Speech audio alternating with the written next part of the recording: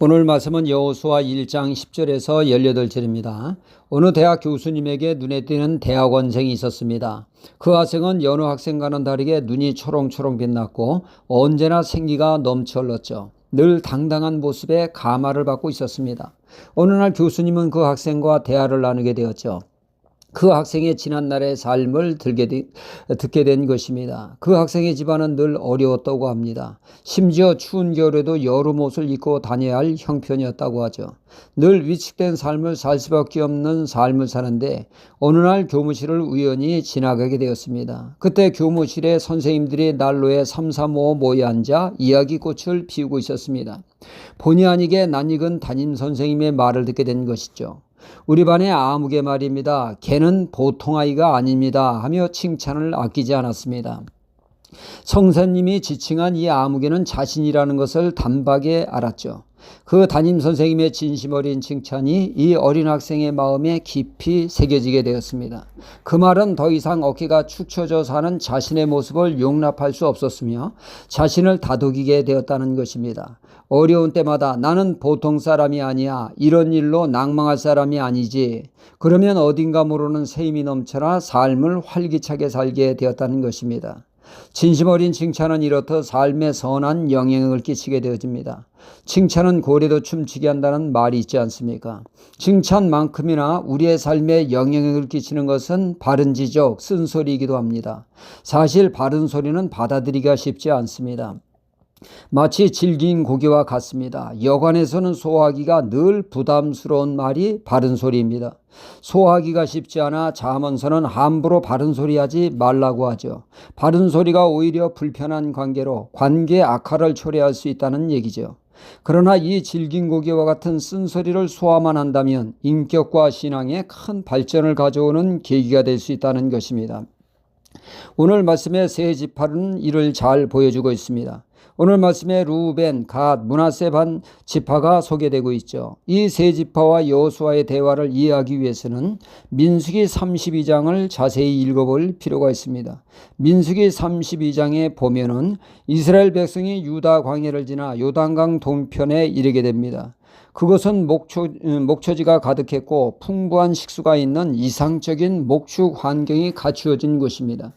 이 땅을 루벤, 갓, 므낫세 절반 지파가 탐을 내게 된 것이죠. 이 땅에서 정착하여 살고 싶은 마음뿐이었습니다. 너무도 마음에 듭니다. 이 세 지파는 지도자 모세 앞에 나아가 자신들의 생각을 말하게 되죠. 우리는 이 땅이 너무도 마음에 듭니다. 이 땅을 우리에게 터전 삼고 싶으니 허락해 주십시오. 그리고 우리에게 이 땅을 허락한다면 우리는 여기서 눌러앉아 살겠습니다. 그러니 당신은 나머지 지파를 데리고 요단강을 건너 요단 서편으로 가십시오. 이 소리를 들은 모세는 기가 막혔습니다. 세상에 이런 이기적인 집단이 있나? 자신들의 이익만 생각하고 공동체는 안중에도 없는 그들에게 모세는 따끔하게 쓴소리를 하게 되어집니다. 모세는 그들에게 지난날 있었던 12 정탐꾼의 이야기를 꺼내 들게 되어지죠. 40일간 가나안 땅을 정탐하여 다녀온 12명 중에 10명이 부정적으로 인해 악영향받은 이스라엘 백성들이 원망하며 불평함으로 하나님의 진노를 사 죽어나가는 일을 발생한 적이 있죠. 지금 너희들이 바로 부정적 복으로 이스라엘을 사지로 몰고 가 공동체를 파괴한 자들과 동일한 큰 죄를 지고 있다고 질타한 것입니다. 너희들의 이기적인 지금의 태도는 이스라엘 공동체의 사기를 떨어뜨리고 있다는 것이죠. 가나안 칠족속을 정복하기 위해 합심단결하여 하나가 되어야 할 때 공동체를 흔드는 이게 무슨 웬 말이냐 하며 모세는 그들의 요구에 조건을 걸게 됩니다. 너희 말대로 이 땅을 너희에게 주지만 가나안 칠족속을 정복하기까지 너희들이 앞장서 싸워라. 모세의 쓴소리에 세 지파는 자신들의 이익만 추구했지 한 번도 이스라엘 공동체를 생각지 못한 것을 비로소 깨닫게 된 계기가 된 것입니다. 비로소 그들에게 공동체를 생각하는 넓은 시야를 갖게 되는 계기가 된 것입니다.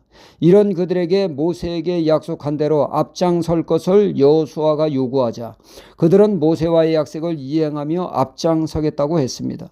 그러면서 그들은 모세를 이은 지도자 여호수아를 참 지도자로 인정하고 그 지도에 적극적으로 따르겠다고 다짐을 합니다. 새로운 지도자인 여호수아를 따르지 않는 자 죽음만이 있을 것이라면서 전폭적인 지지를 표했습니다. 철없던 세 지파가 모세의 쓴소리를 듣고 놀랍게 신앙과 인격이 성숙하여 이스라엘 공동체를 든든히 세우는 자들이 되었습니다. 이스라엘 공동체의 귀감이 되는 본받을 만한 신앙으로 거듭난 것입니다. 이처럼 쓴소리를 소화하기는 어렵지만 소화만 하면 놀라운 유익이 있습니다. 할렐루야.